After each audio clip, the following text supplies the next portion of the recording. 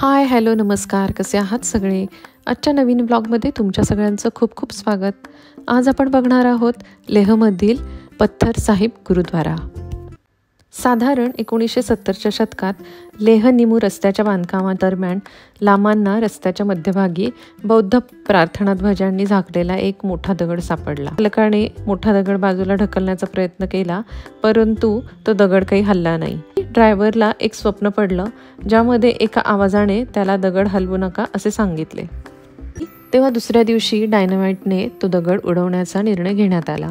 त्या रात्री या सैन्य अधिकाऱ्याला सुद्धा दगड न काढण्याचे स्वप्न पडले. त्यानेही स्वप्नाकडे दुर्लक्ष करायचे ठरवले.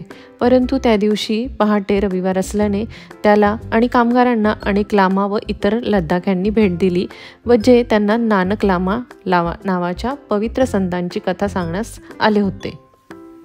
ही कथा ऐकून त्यांना कळालं की ज्या पत्थरचा या रस्त्याच्या कर्मचाऱ्यांना खूप त्रास होत होता तो त्यांच्या आदरणीय लामा नानकांचा मोल्ड होता, ज्यामध्ये त्यांच्या खांद्यावर, डोक्यावर आणि पाठीवर पोकळ ठसा होता.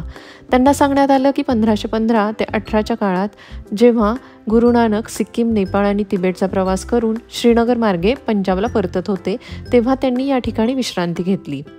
आणि आज ती जागा गुरुद्वारा, ज्यामध्ये दगड आहेत, ते दोन्ही स्थानिक लामा आणि शीख मंडळी यांच्यासाठी खूप पूजनीय आहेत.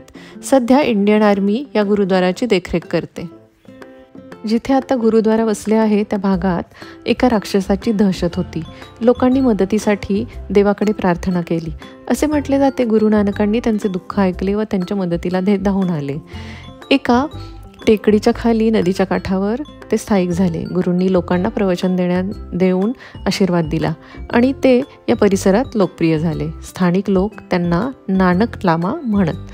हे पाहून राक्षस संतापला आणि त्याने गुरु नानक देव यांना मारण्याचा निर्णय घेतला.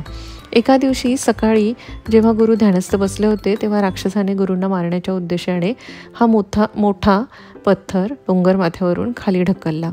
डोंगराच्या कडेला गडगडत असताना दगडाला वेग आला, पण जेव्हा गुरूंच्या शरीराला स्पर्श झाला तेव्हा तो उबदार मेणासारखा मऊ झाला आणि गुरु नानकांच्या पाठीवर थांबला. गुरु बिनधास्त ध्यान करत राहिले. गुरूंचा वध झाला आहे असा विचार करून राक्षस खाली आला आणि गुरु अजून ध्यानात आहेत हे बघून त्याला अजूनच राग आला. रागाच्या भरात त्याने त्या पायाने दगड ढकलण्याचा प्रयत्न केला, पण या पत्थरामध्ये अजूनही कोमट मेणाची कोमलता असल्याने त्यात त्याचा पाय रुतला आणि पाय खेचताना त्याच्या पायाच्या दगडात नुकताच निघालेला ठसा पाहून राक्षसही स्तब्ध झाला. राक्षसाने गुरु नानकांची क्षमा मागितली. गुरु नानकांनी त्याला दुष्टमार्गापासून मुक्त होण्याचा सल्ला दिला. त्याला थोर व्यक्ती होऊन जीवन जगण्यास सांगितले. राक्षसाचे जीवन बदलले आणि तो वाईट कृत्य सोडून लोकांची सेवा करण्यास सुरुवात केली. इथे आपल्याला गुरु नानक देव यांचा शरीराचा ठसा आणि राक्षसाच्या पायाचा ठसा आपल्याला बघायला मिळतो.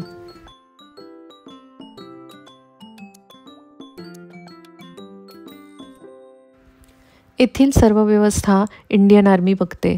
तसेच इथे तुम्हाला सुंदर असा लंगरचा आस्वाद सुद्धा घेता येतो. इथून पुढे मॅग्नेटिक हिलला सुद्धा तुम्ही जाऊ शकता. ऑक्सिजनची कमतरता असल्यामुळे त्याची विशेष काळजी घ्यावी. लेह कारगिल मार्गावर असणाऱ्या या पत्थर साहिब गुरुद्वाराला नक्कीच भेट द्यायला हवी. आजचा ब्लॉग कसा वाटला हे नक्की कळवा. लाईक, शेअर आणि सबस्क्राईब करायला विसरू नका. भेटूयात पुढच्या ब्लॉगमध्ये. धन्यवाद.